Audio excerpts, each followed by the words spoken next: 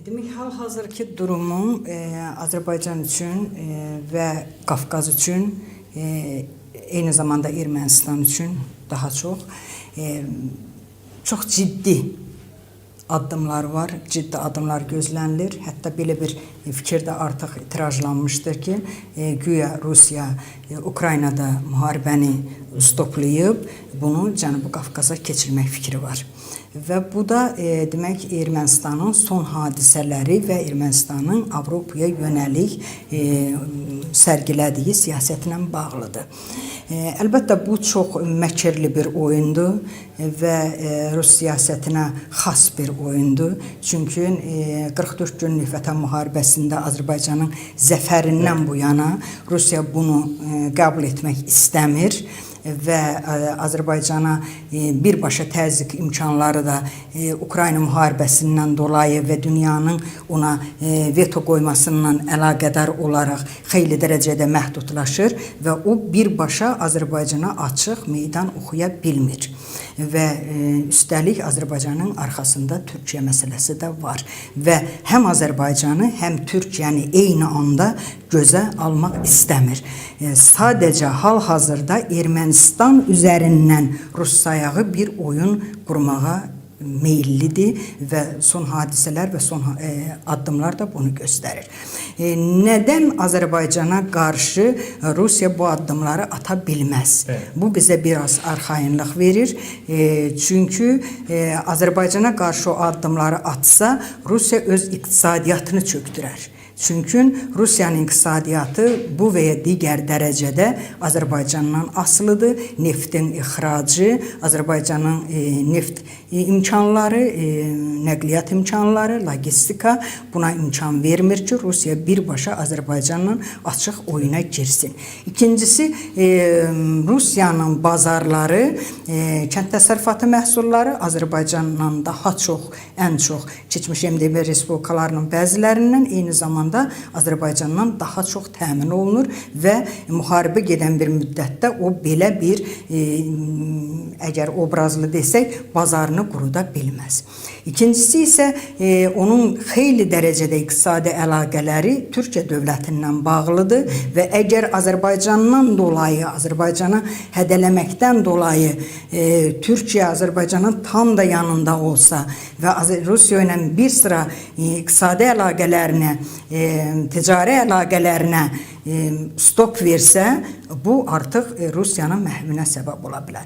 Ona görə də Rusiyanın Azərbaycana təsir imkanları nə qədər böyük dövlət olsa da, yəni 120 milyondan artıq əhalisi olan böyük bir dövlət olsa da, Azərbaycana təsir imkanları bizi qorxutmur, bizi çəkindirmir. Çünki bizim kifayət qədər argumentlərimiz var.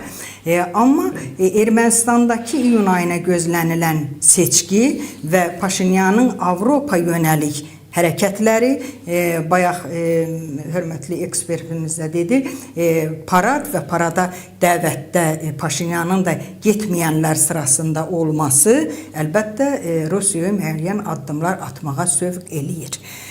Amma bu bizdən nə tələb eləyir? Bu çox ciddi məsələdir və bu şübhəsiz ki, birbaşa Ali Baş Komandanın iradəsində olan məsələdir. Necə ki, o özü dediyi kimi, nəyi, necə, nə vaxt etməyi mən bilirəm. Yəni, bunun haqqında proqnoz yürütmək, burada müəyyən istiqamətləri göstərmək, bu o qədər də qəbul edilən deyil. Amma hər halda Rusiyanın Qafqaza üz çevirməyi, Rusiyanın özünü nə qədər paradoksal görünsə də özünü məhvinə səbəb ola bilər. Demək, Heydər müəllim, ən doğru formulanı Azərbaycan Ali Baş Komandanı son Qarabağ səfərində bir cümlə ilə ifadə elədi. Azərbaycana qarşı olan qüvvələr hakimiyyətə gələrsə, Ermənistan bədbəxt olacaq. Yəni, bu, bütün oradakı prosesləri və sizin sualınızın altyapısında olan fikirlər bu cümlə ilə cavablanır. Yəni, Ermənistanda Koçaryan və Sarkisyan birləşməsi Köhnə Qarabağ klanları hakimiyyətə gələrsə, bu Azərbaycanın demək hədəfə alınması, revanşist qüvvələrin gündəmə gəlməsi və Ermənistan-Azərbaycan müharibəsinin yenidən alovlanmasını real edir. Belə olan surətdə isə bu əlbəttə ki, Azərbaycanın güclənən hərbi arsenalı qarşısında və siyasi, diplomatik dünya səviyyəsində imici fonunda Ermənistanın məhvinə səbəb ola bilər. Və bunu biz dayanmadan, durmadan Ermənistan cəmiyyətinə, Ermənistan hakimiyyətinə, Ermənistanın hər iki qarşı-qarşıya olan seçkilərdə bir-birinə alternativ olan qurumların şuurlarına mesaj kimi göndərməliyik. Yəni bunlar bilsin ki, oradakı hakimiyyətin istəyir Köçəryan və Sarkisyan birləşməsi olsun, istəyir Paşinyan yenidən hakimiyyətə gəlsin. Bunların heç birisində Ermənistan üçün xilas Azərbaycana müharibə etmək yolu deyil. Əksinə, əgər onlar istəyirlər ki, Ermənistan dövlət kimi davam etsin, hətta Rusiyanın geri çəkildiyi, Rusiyanın Ermənistanın arxasından qaçdığı bir zamanda, onda onların xilası həm Azərbaycandan, həm Türkiyə ilə iqtisadi, siyasi, mədəni əlaqələrlə mümkündür. Ancaq yeganə variant var. Və bu variantda sağlam düşüncəli insanlar elə belə də düşünürlər. Ermənistan cəmiyyətində sadə bir Ermənistan anasına onun yeganə oğlunun yenidən gedib Qarabağda ölməsi qəti şəkildə lazım deyil. Amma nə yazıqlar ki, Ermənistan cəmiyyəti həmişə özünə bir böyük qardaş, həmişə özünə bir sığınacaq axtarıb və indiyənə qədər bu işi Rusiya görüb. Rusiya Azərbaycanın əzəli, əbədi torpağında, qədim İrəvan şəhərində ermənilərə bir paytaxt yaradıb. Və Azərbaycan prezidenti də bunu dəfələrlə deyib ki, İrəvan qədim Azərbaycan şəhəridir, qədim Azərbaycan torpağıdır və burada bir Ermənistan dövləti yaradılıb, onu da onun paytaxtı elan ediblər. İndi bunu eləyən dövlət onun arxasından çəkilir, bunu gərək Ermənistan düzgün hesablasın, bu bir. İkincisi, Ermənistan Rusiyadan qopduğu anda o Makrona sığınır və Makron son 8-ci zirvə görüşündə çox populist çıxışlar elədi Ermənistanda. Hətta o bir jest də elədi ki, gəlsin Türkiyə sərhəddindən quru sərhəddən keçsin. Amma onu mədəni şəkildə başa saldılar ki, Makron uç buradan. Buradan sən keçə bilməzsən, gedə bilməzsən, ancaq uça bilərsən və həqiqətən də bu hava yolundan Makron tərk etməli oldu. Əslində Makronun iqtisadi əməkdaşlıqdan əlavə hərbi əməkdaşlıq təklif etməsi Ermənistana ikinci nəfəs verir. Bu Ermənistanın bir növ dirçəldir. Bu Ermənistanın hərbi arsenalının güclənəcəyinin proqnozunu verir. Amma bunun özü də absurddur. Ona görə ki, Fransanın özü dünyanın super dövlətlərindən biri deyil, bu bir. Makronun öz ölkəsində reputasiyası sıfıra bərabərdir, 2.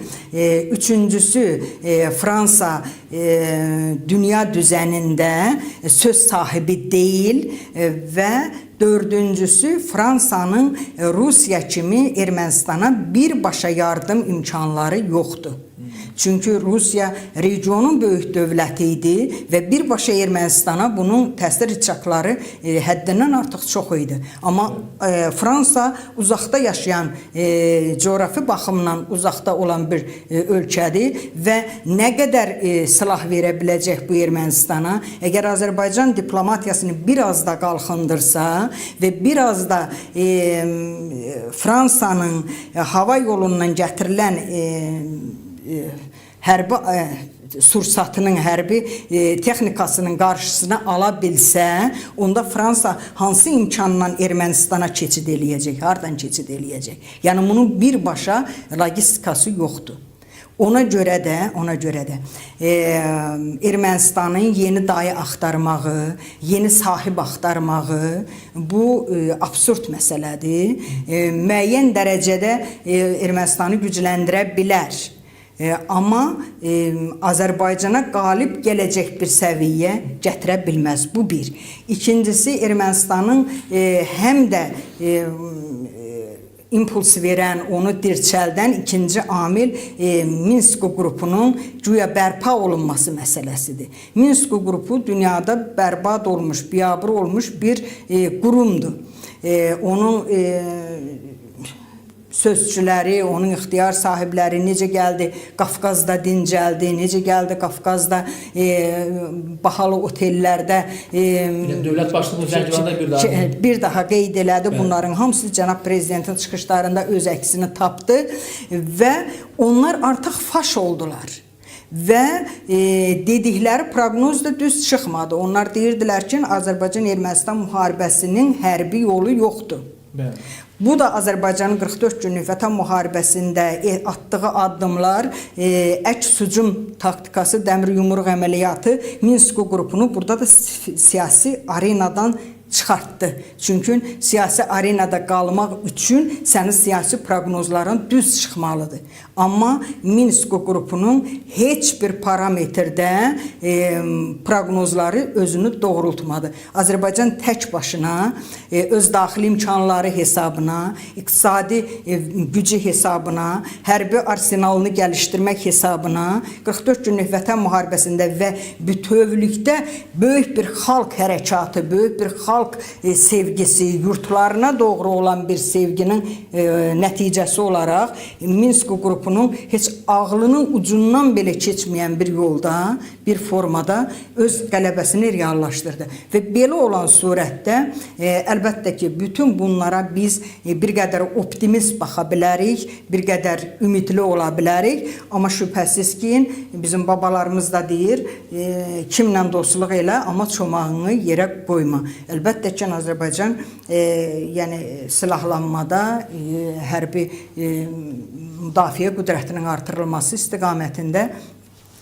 daha ciddi addımlar atmaq zorundadır. Baxmayaraq ki, Türkiyə onun yanındadır, baxmayaraq ki, nüvə dövləti olan Pakistan onun arxasındadır və dünyanın sivil dövlətləri Azərbaycanı dəstəkləyir. Eyni zamanda Azərbaycan liderinin beynəlxalq arenada xüsusi bir nüfuz çəkisi var və o istənilən müttəfiqləri Azərbaycana cəlb eləyə bilir. Amma bütün bunlarla belə, yəni bu birləşmənin, bu qalxınmanın göz ardı da edə bilmərik.